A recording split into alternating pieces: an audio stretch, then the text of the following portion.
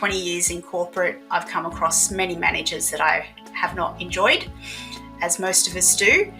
And I really wanted to provide a place where employees actually get treated really well, more that they just can't justify it. We do that team review and who's doing what roles.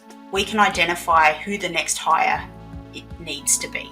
Hello everyone and welcome to another episode of Biz Bites, proudly brought to you by CommTogether, the people behind podcasts done for you, because we're all about exposing other people's brilliance. Don't forget to subscribe to Biz Bites and check out podcasts done for you as well in the show notes. Now, let's get into it.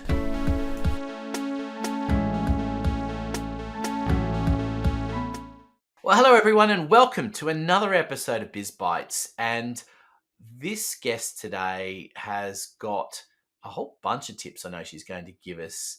And we're going to delve into this whole area of fractional operations to helping people with their business, getting some tips on how to move your small business forward, which is what we like to do on the program. So let's introduce Kerrie to the program. Welcome. Hi everyone. I am Kerrie McGilvray. I am the owner of the Admin Superheroes, and we're a business management and team management firm.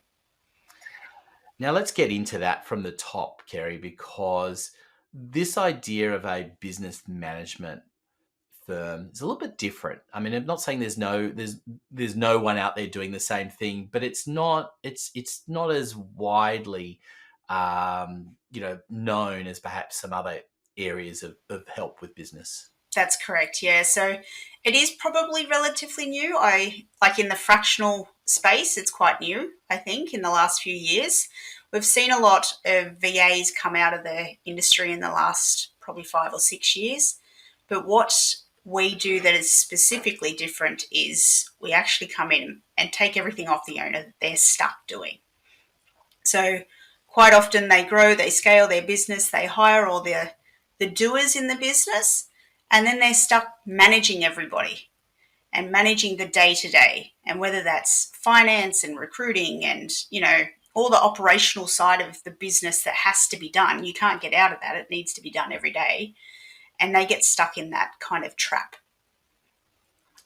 I know that feeling. I think there's every business owner out there is nodding their head at this point in time and saying yes to all of this. Before we get into some of the details of some of those things, I'm fascinated as well by this idea of fractional. It's become a new term that people have used. And I was just pondering it before we caught up and going, what's the interpretation? Why fractional? What does that mean to you? So to me, how I usually explain it to most, because it does stump quite a few people because it is relatively new term, is basically you get a fraction of a whole person. So instead of getting a full-timer, you get a fraction. So that may be a quarter of a full-time equivalent. So maybe 10 hours a week, something along those lines, or you might do 20, so you got half a full-time equivalent of a person. So that's what they kind of mean when they say fractional. They're not a full-time replacement. So where are you pulling the people from? Who's working with you? All different industries, but mainly service-based industries for us. So it can be anything from IT, we've got e-commerce, we've got consultancies, we've got recruiters, all different kind of industries. For us, it doesn't really matter. The foundations are all the same.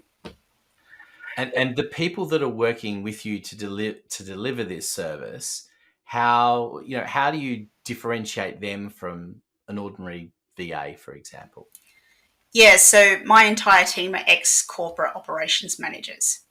So there's VAs out there who are probably highly skilled and they might call themselves an online business manager. But the difference between us and them is that we have managed teams of over 20 to 30 people.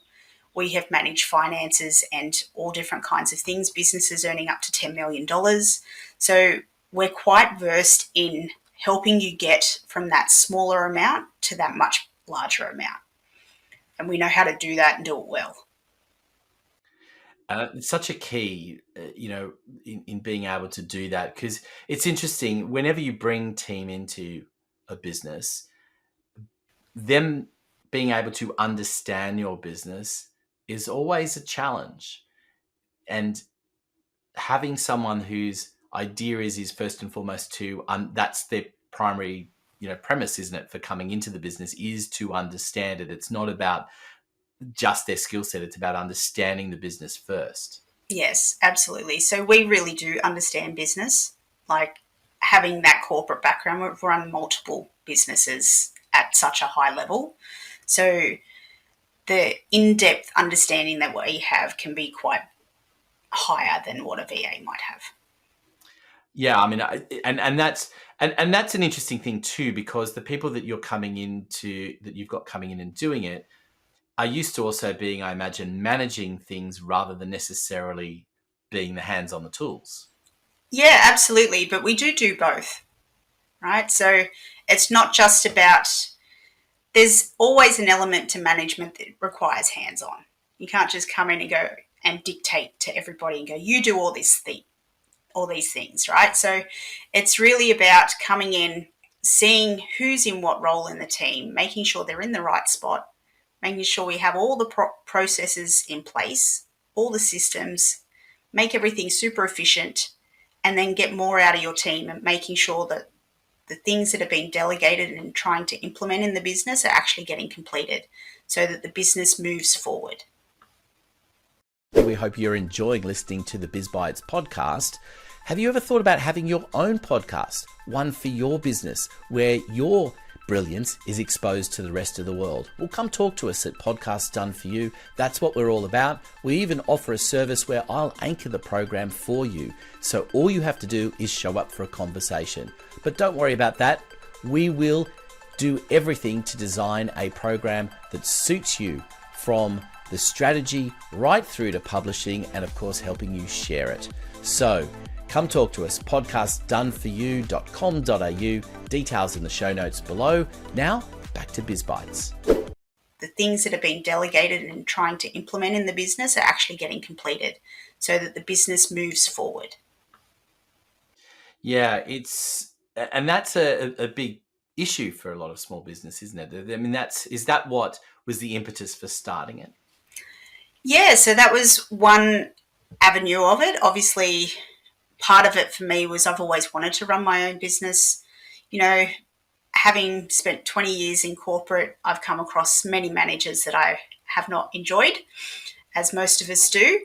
And I really wanted to provide a place where employees actually get treated really well, but also open up our expertise to small businesses who think that they can't get it.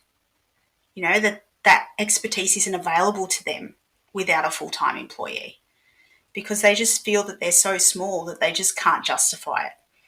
So the beauty of us means that we get to give that gift to those small businesses, and we help them succeed, and in turn then we get successful.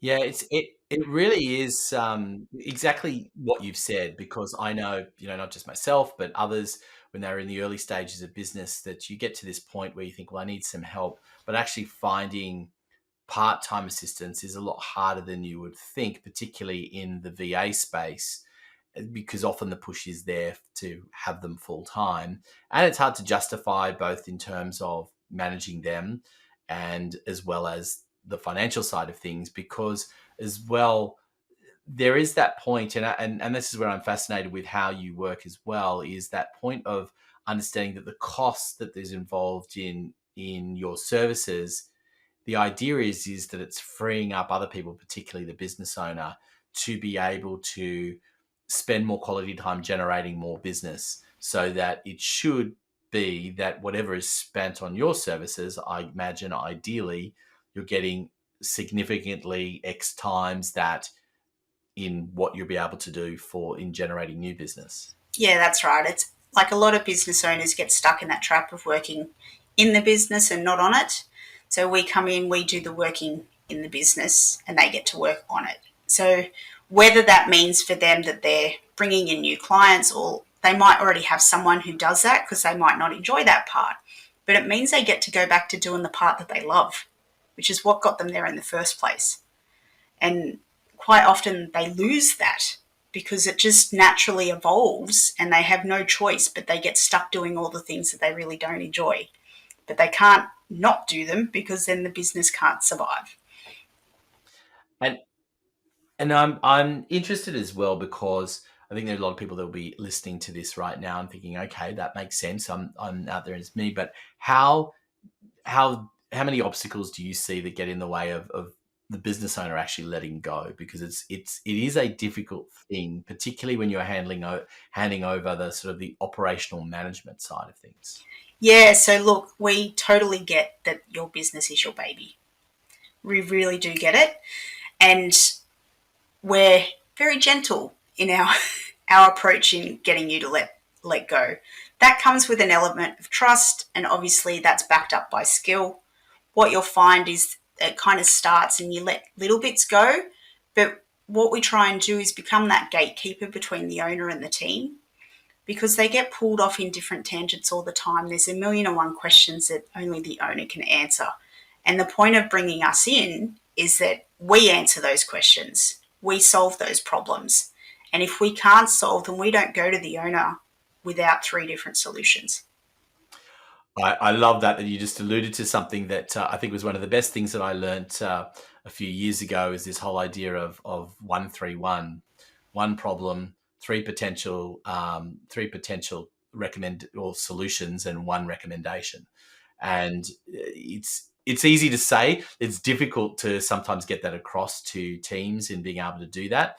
But it is such a game changer, really, to give enable team to be able to say, well, look, we're trusting you in your position, so give us the recommendation. Ultimately, think about the problem and come back with what you believe to be the best solution. Yeah. And the beauty of it too is it still gives the owner that feeling that they're still involved and they still get to make some decisions, and, they're not just removed from their business. We don't want to create that either. We want them to feel like they can trust us and that we know what we're doing and that we can really deliver what they need. So, how much of in the area that you're in is it? Do you tend to be long-term engagements, and how soon before they're bringing in up that it's leading to other resources being brought in? Yeah, so most of our engagements are long term. Um, we tend to stay until the business is big enough that they need a full timer, and we will help them recruit and train the full timer and move out of the business. And for us, that's really important because that means that we've actually done our job really well. Um, the other aspect of that is that when we do that team review and who's doing what roles, we can identify who the next hire it needs to be and what kind of level do they need to be at. Can you just get a contractor to do that because it's only 5 hours a week at this stage? Or do we need to go part-time, full-time, whatever it is? We do that assessment. And because that's one of the hardest parts I think about being in business is sometimes the realization of when you need support. It's a difficult one because there's just trying to find that right time to bring in an additional resource and realize that the training part is a huge element to it as well, because often and I've spoken to many business owners where that's one of the obstacles where they go, well, look, I know I should bring someone in, but in order to train them and bring them up to speed, it's going to take me X amount of time. So I'm just going to keep doing it. And, you know, that's it's not a great attitude to have, but I do understand it. I do understand that the hardness of being able to let go, and that it's daunting. The training people to do it and to let go of things and to know that they're not going to do it the same way that you've done it, and that doesn't necessarily mean always that it's the way you did it was the best way. It's just the way that you did it. So that's one of the challenges as well, is that people coming in and being allowed to have fresh ideas on how they might approach something, and also to some degree accepting that maybe they won't do it as well as you did it, but it does mean that you don't have to do it anymore, whatever it is. That's probably the hardest part, I find, is that, the owner does it to a particular standard, and when you recruit someone, they never do it to the same standard. But you're no longer doing it. So even if they only do 80% of it and the owner is still tweaking, how much time does that buy you back? Like, that's massive. That's way outweighs bringing someone on. That's That mental load is just insane. Yes, I have to say on that note, one of the an unsolicited plug here, that one of the best books that I've read in recent years is "Buy Back Your Time" by Dan Martell. My It's an favorite. absolute game changer, isn't it, in the Yep. way that you think about these kinds of resources. Yep. No, absolutely. And that's the whole 80% rule, right? But it is a challenge, and I think so. So talk to me about what are some of the challenges that you've faced in coming into a business and being able to, see that the owner's not letting go, and how do you help them let go? Yeah, so one of the biggest challenges that we do face is that there's no processes. So we will come in and extract those out of the owner's head, because quite often the biggest struggle for them is getting it on paper. They can do it, but actually having to put it on paper, their mind just goes blank. So we will come in and extract all that information out of them, put them into process documents, into workbooks, playbooks, so that when they do bring that person on, the training's a lot simpler. We can also improve them, make them more efficient. And that really builds that bond and that trust with the owner, so that they do feel like they can actually let it go, because they've given you the whole process on how they do it and how they want it delivered. So it reduces the risk of it not being delivered to the same standard. So Yeah, it's a really important, valuable tool. yes, and how much time does it commonly take to train the new people that are coming in? Because that is one of the biggest concerns, isn't it? Because all very well giving them, a playbook with some instructions in it, but their ability to be able to pick that up and run with it to the right standard is the next challenge. Yeah, so training is really important. It's something that we do on behalf of the owner as well. But the difficulty in that is obviously depends on who you recruit, who you hire, and what kind of level of expertise they have. So if you hire the right person, that training can be reduced significantly, because they've already got experience in some of the systems that you use. And that experience is really valuable when you're bringing someone new on. Some systems are really quick and easy to pick up, but some people aren't techie. So you need to kind of really have that balancing act to make sure that you get the right person in the right spot to and the right experience to be able to shorten that training gap. So how involved are you in that recruitment process? Because it is, I think that's one of the toughest things for a business owner. And often business owners have worked for other people in the past, so they may have even been on panels to select new teams and things. But it's such a different ballgame when it's you're the owner, you're the one recruiting, you are the panel, you are the decision maker, uh, and being able to get that right, and then because it's not just getting it right. I think it's then how do you manage that process to make sure that over the next period of time you actually have made the right decision. Yeah, so there's a whole lot of different elements to that, including onboarding and all those different things. But when it comes to, like, we're heavily involved in the recruitment side, and we have recruited both locally and offshore. So we have experience in both.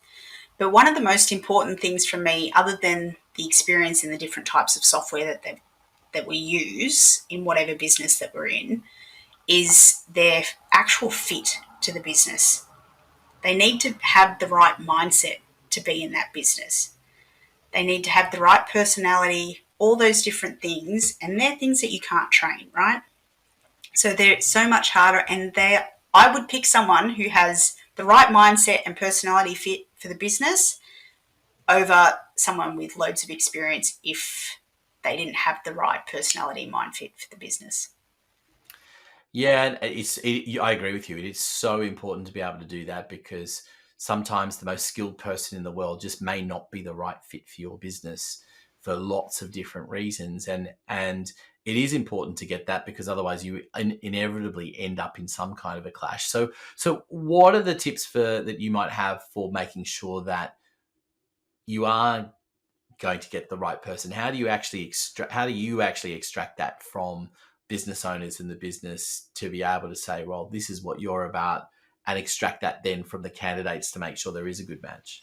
So company values are really important, because they will actually be the benchmark for what you look for in someone coming on board. If they don't have the same values, then you're going to end up with issues long term. So that's a really important part, and it'll be things like we ask the questions around, yes, these are all the technical things that we need. What kind of person do you enjoy working with? Right? Do you prefer to work with someone who's bubbly, or is it someone who has a growth mindset, or is it someone who trains, for example? Like, I know it's a really random experience, but someone who trains consistently can also show you that they've got commitment and determination. So there's different elements that you can look for that you can find that crossover. So we ask them 1,000,001 questions. It's one of the things that we do a lot, and that's because we get to the bottom of everything.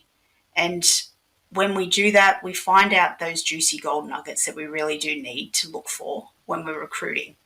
And some of the things that when an owner tries to recruit, there's an element of fear that sits in their gut when they do that recruitment. And it's the whole, oh crap, now I'm responsible for another mouth, or, the whole chicken and the egg scenario. If I do this, are my sales going to tank and then not be able to feed them, kind of thing. But we don't have that when we do the recruitment.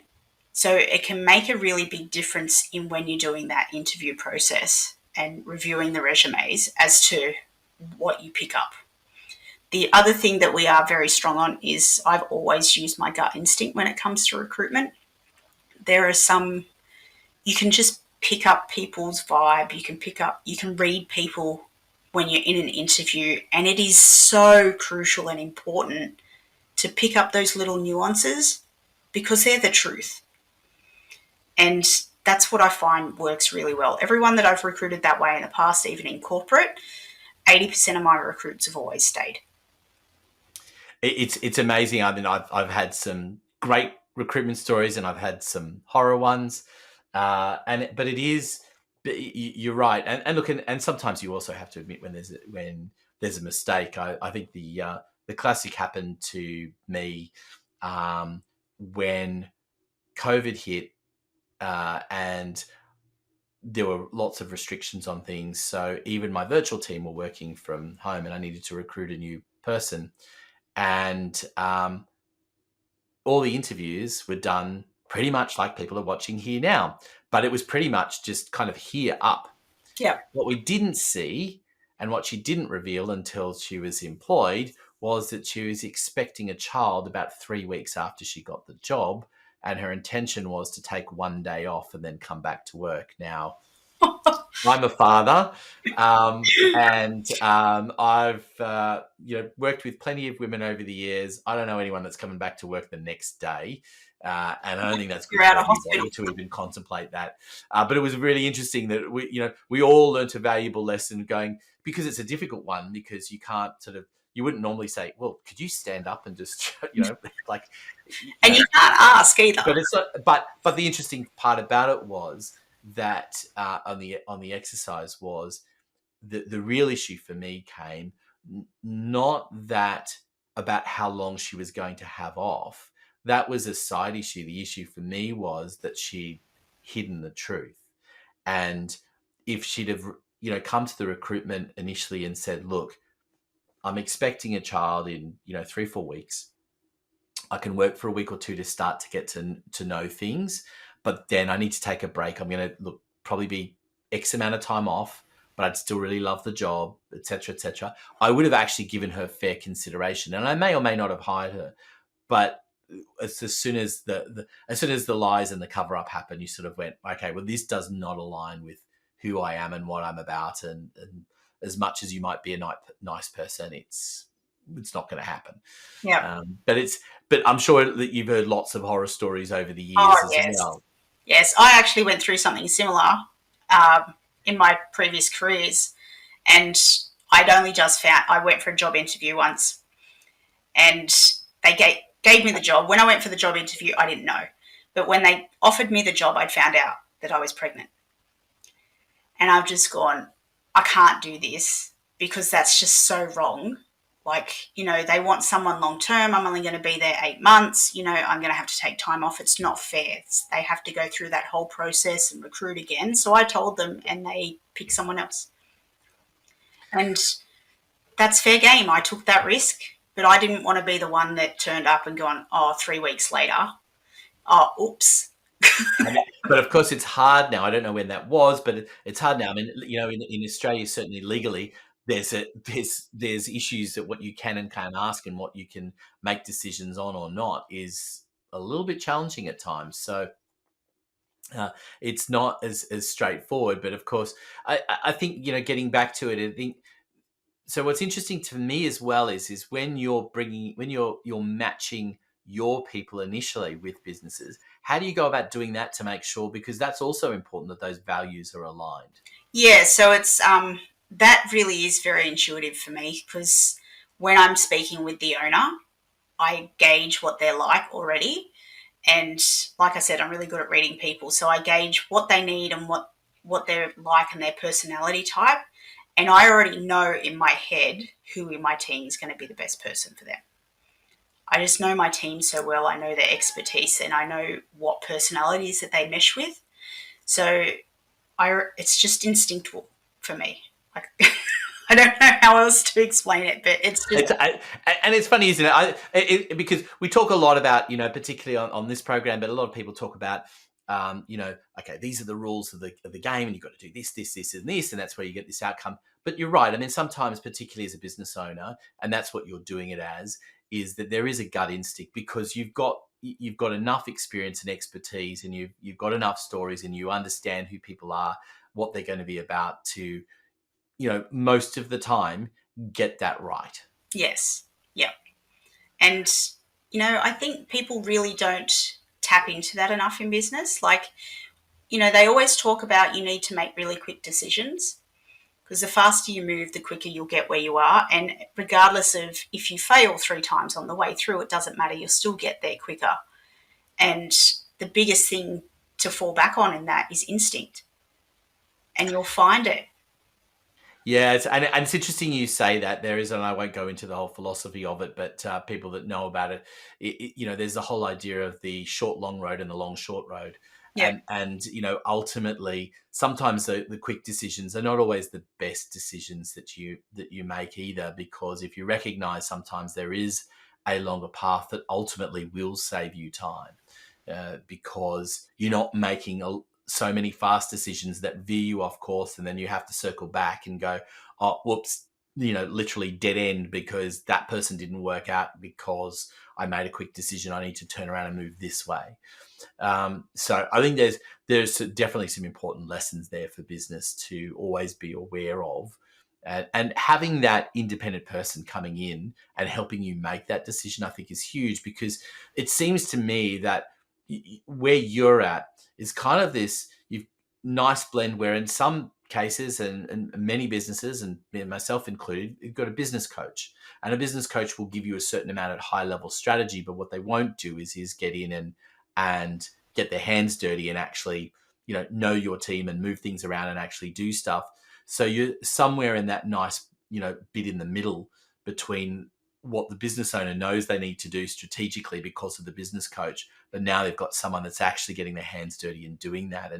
And I'm interested in terms of that link with the strategy. And I'm going to make an assumption that many people do have a business coach, but even if they don't, they are thinking about the strategy, because I imagine that's an important aspect of what you're doing as well, as being strategic. Yes. And where does that come from? Does that, because is that part of the expertise that you're bringing in, or is that where you need to go and seek that strategy?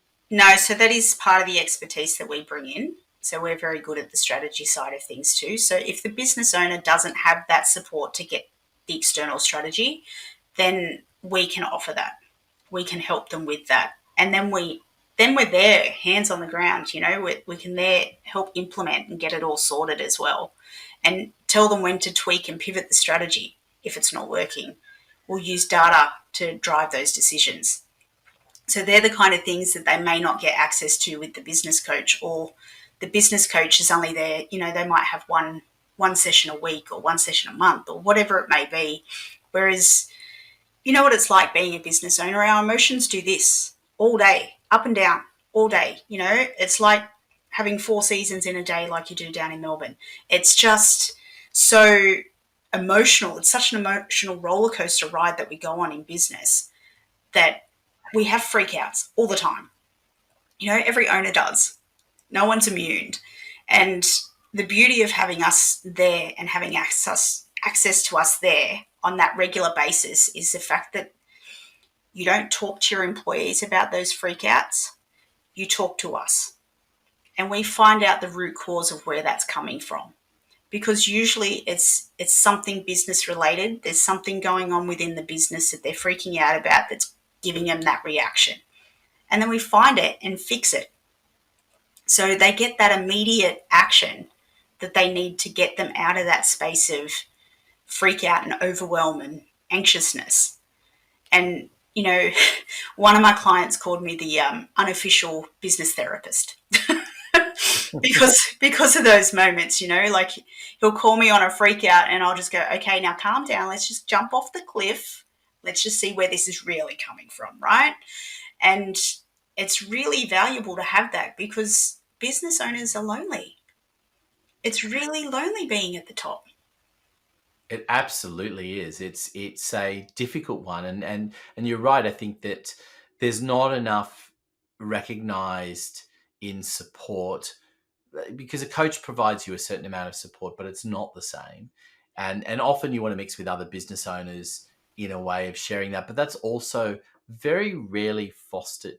I think that's, many people will be members of whether they're groups that are on, in some kind of virtual environment or whether they're attending physical networking, but very rarely are those groups nurturing. Very rarely do you have that ability to say, hey, this stuff is going on in my business. And you might occasionally have a friend that you can throw a few things at, but then they don't actually necessarily have the time to fully understand and appreciate your business. They potentially are in some completely unrelated field. And I think we probably all have those sorts of people in our lives. So having someone that is actually has the time to understand your business is a huge advantage to have. Absolutely. And, you know, like you said, like you're going to networking groups, but you're supposed to be an expert, right? You're not supposed to sit there and go, oh my God, everything's falling down and breaking. No one does that. No one goes to networking groups and going, my whole business is falling apart. I don't know what to do. Right? Because you want to go there to try and find more clients and build your network. So you don't do that, right? So you don't even have that space to do it. Correct. So, that's why we like to kind of call ourselves your business partner. Like, I mean, we don't have equity in your business, but we really want to see you succeed. And that means being able to support you on every level that we can. And you can't talk to employees about those things. You know, it brings scarcity and insecurity in their roles. So you really can't have those discussions with them. You can have them with us because chances are we'll probably find a way to fix it. So it's not anything new for us. We've had all of those meltdowns. There's nothing that we haven't had. So it's normal. And we just don't talk about it. Yep, I hear you. So tell me, I mean, how many people have you got working in your team? How many of these fractional? What do you call them? Are they fractional operations managers? Yeah, Yeah. yeah. So we do call them fractional operations managers. There are 3 of us in the team, and we've got another 2 that we're looking at bringing on by the end of the year. And yeah, we're nationwide. So most of us are on the East Coast, but because we're a fully remote company, and all the businesses that we work with are set up to accommodate that because they've already got teams doing that anyway. So we can work with anyone anywhere. It's such a game changer, isn't it? I mean, I know personally that we were talking before the show about my move out of Sydney, and the interesting thing for me is when I sat back and reflected on how many visits to clients, physical visits to clients I've had. If I look back on last year, I think it was 2, and I think those 2 were to the same client. And interestingly enough, where I've moved to even though distance-wise is a hell of a lot further than where I was in Sydney, it actually takes me the same amount of time to get there because I don't have to navigate Sydney traffic. So woohoo for me. But that's the beauty of it. I know that. I mean, that's one of the interesting things about networking commonly is done on based on physical location. Most of it is, okay, well, you live in this area, therefore you must do business with people in this area, and that's okay if you're a hairdresser, a chiropractor, or something Yeah. like that, because you need to have people physically attend your location. But certainly, my business, your business. I've got clients all over the world, and it doesn't matter where they're located, because you can offer that service. And I think that's a wonderful thing to be able to do, because it's going where the best expertise is. And so, that allows you, of course, to bring in lots of people who are all over the place and wanting to give in. And I imagine that the value that you've got, as well as the people that you've got, because they're fractional, they're not stuck in one business. So they've got multiple clients. They're spending time in multiple businesses. Yeah, absolutely. And that's part of the joy for us, because we're not just helping one. We might help 4 different businesses each a week, and that brings us such satisfaction, because for me, small business owners really do have it tough. They really just struggle for so long. Like, to get past the 2-year mark's almost impossible. To make it to 10 is the next biggest hurdle. So to really help them get through that, struggle street for the 10 years and get them there it's an amazing accomplishment for the business that we're working with, and for us, because we really love seeing them succeed. We get really excited about it. Yeah, and as you should. I mean, because you're having a role to play in the success of those businesses, and that's huge. And particularly in a current difficult financial and economic climate, being able to navigate those things and being able to bounce ideas off of, to get the right decisions made is huge. So I'm interested in what you're seeing at the moment in terms of the market. What are the difficulties that people are commonly facing, and are they shifting because lots of things have happened if you look back in the past sort of 18 months, 2 years, aside from obvious things like elections, there are things like wars, there are economic downturns, and then there's technology with the major boost of AI coming into businesses. Where is it that are the pain points that you're seeing? Oh, there's so many. There's a lot of financial pain points, to be honest, and that obviously comes with all of the things that are going on in the world at the moment. The clients that they're working with means that they're trying to not necessarily reduce spending, but they're just not willing to spend more. So they stay with what they're currently doing because that's what's been budgeted for, because the budgets have gotten tighter. The other side of things is that they're not getting as many new clients in. So that's a little bit of a struggle for a lot of small businesses at the moment. They've only really got their existing client base. So the only way to grow that then is obviously to go deeper. So that's another aspect that we look at, how we can kind of grow that margin and that profit base for them. And time. So many of them just don't have time. Or they don't understand figures. Like, it blows my mind. My brain loves numbers, and, looking at a budget variance report, it just loves it because it can see in a pattern, what's going on in the business, and, what we should be looking at, really I'm quickly. I'm laughing, by the way, because I am completely the opposite. Being a creative personality type, the eyes roll over when I look at the spreadsheets. It's just too many numbers, too hard. It's just, and but that's the thing, right? Is that some people are just wired differently, and that's the point, isn't it? When you've got someone that you can bring into the business that can understand that and genuinely loves that. Yeah. And, side note, spreadsheets are the best colouring book because you're always in the lines. Well, okay. I'll let you have that one. If I'm looking at putting colours into spreadsheets, is just too much time and energy and effort going into it. That's for sure. It's funny too because I'm and I was talking to a few people about this recently, that being a creative type as well, I still like to get the pen in hand and writing things down. And even though sometimes I go, oh, that means I then have to transcribe it across the other thing, I'm actually looking at, buying something, and there are a few devices out there now, including iPads and things and various notebooks where you still have that ability to scribble it down, and it'll transfer it into something and save you a little bit of time in that, which is always good. But it's interesting to me when for me, putting things into a spreadsheet, it's a necessary evil sometimes, but it doesn't do anything for me. Whereas writing it down, all the difference. Oh, don't get me wrong, my to-do list is written, because nothing gives you a better dopamine hit than getting that highlighter out and crossing it off that list. It doesn't do the same thing in any of the online software when you press the button and says complete. No matter what little animation thing that they have going on, it's just not the same. It is so not the same.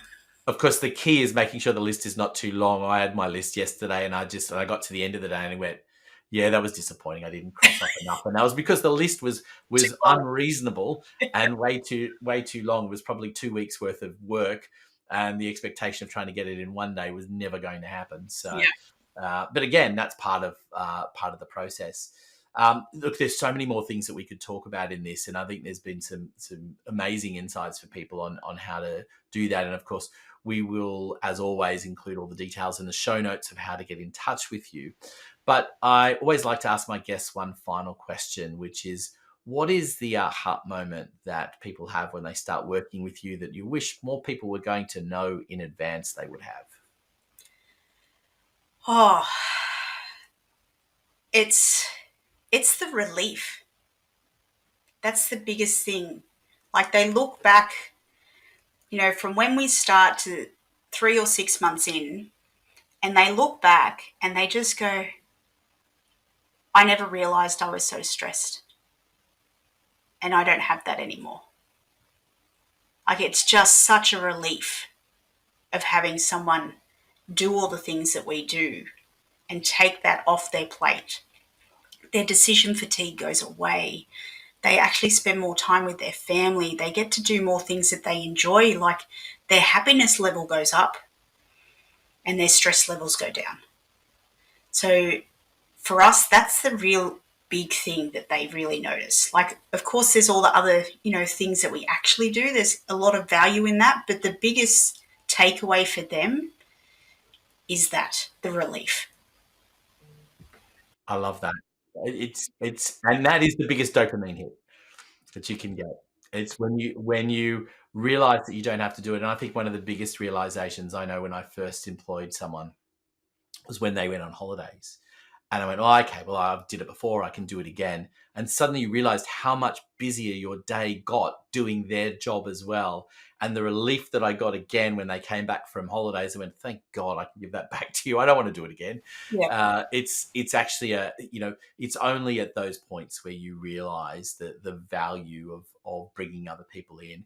I love what you do. It's just such a great idea of, adding value, but hands-on and with a very clear purpose and very much, in a very specific niche that I think small businesses everywhere could well and should well enjoy. So again, we'll make sure all the details on how to get in touch will be in the show notes. Kerrie, thank you so much for being a part of Biz Bites. Thanks so much for having me. I've enjoyed it. And a reminder to everyone, of course, to hit subscribe and never miss an episode. And we look forward to your company next time on Biz Bites. Hey, thanks for listening to Biz Bites. We hope you enjoyed the program. Don't forget to hit subscribe so you never miss an episode. Biz Bites is proudly brought to you by Podcasts Done For You, the service where we will deliver a podcast for you and expose your brilliance to the world. Contact us today for more information. Details in the show notes. We look forward to your company next time on Biz Bites.